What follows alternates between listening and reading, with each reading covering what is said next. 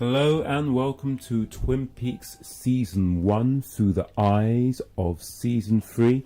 I am John Clay, a.k.a. Clark Kent, and I'm your host on what will be a discussion of previous episodes in Season 1.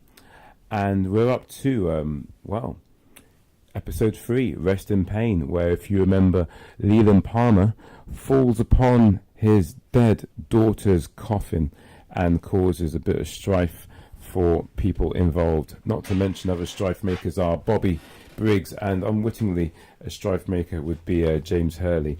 Now, I'm only going to discuss things which seem to pertain to Season 3, so if you haven't watched this episode that we're talking about, you may want to refresh yourselves before watching this, or perhaps you'll remember. Who knows how much of an ardent Twin Peaks fan you are. Now, I'm going to draw your attention to the fact that I'm using various lighting and film techniques that aren't necessarily thought out, but it is fun, and I hope that you enjoy them as we watch this episode. So, Cooper basically compliments Audrey's perfume when she is obviously flirting with him. This is quite a dangerous idea, I think, for Cooper to indulge in. He is only human, and in many ways it is a bit of a foreshadowing of what might happen. And what does happen is that they do eventually couple, but then again it's not necessarily consented, and the result of that is Richard Horne, that fucker, in Season 3. What else do we have in my little notebook, or, well, my phone acting as one?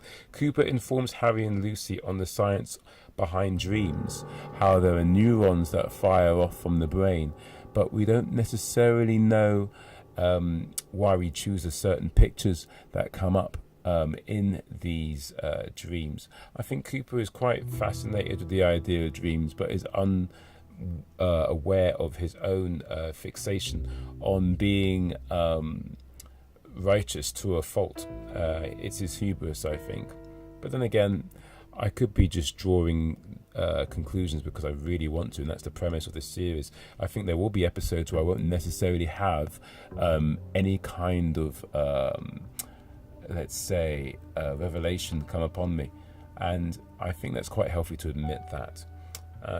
Cooper's first defense of Laura Palmer at the morgue. I've written this down as a note because I think Cooper really is quite affected by the dream he's had of Laura Palmer. The dream where he's 25 years older, when he's left alone in the morgue with Laura Palmer. He puts her arm back where it ought to be after it was messed around with by accident by the old Albert falling onto her body. That was quite a funny scene, but yeah, that's happened. Cooper's childlike wonderment at the ducks in the lake works as foreshadowing for Dougie in Season 3, I think. Sometimes my arms bend back. Now, we think that when we get a mystery in a show, we are therefore entitled to have an answer pretty much straight away, and I think that was the issue of a lot of people's complaints about Season 3, and that they wouldn't get the answer to things, and I don't think that's necessarily a problem when you really look at what Twin Peaks became in Season 3, in that it was asking you to do a lot more than just indulge in watching a TV show that would spoon feed its audience from time to time. So when we do find out about the arms bending back being Albert reveals that her arms were actually bent back with twine. That's great. That's TV show stuff. But yeah, I really do forgive Season 3 for taking its chances in the way it did. Now, Leland's dancing to Hawk's monologue is quite interesting because that is a direct influence on perhaps the decision to make Leland the killer. Though I have heard that Leland always was the killer, I like the fact that we're definitely having a montage of Hawk talking about souls, and then you have Leland obviously echoing the man from another place, and that he is dancing just like him. Now, seasons 1 and 2, they offer enough pieces for the viewer to eventually own a simple, rounded view of the mythology.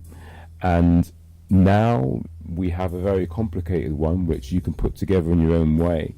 And that's not such a bad thing. But that's what I really have to say about this episode in terms of its relation to what happens in season 3. And if you continue to watch the series, maybe there might be other things. Perhaps there might be something that you haven't thought of yourself.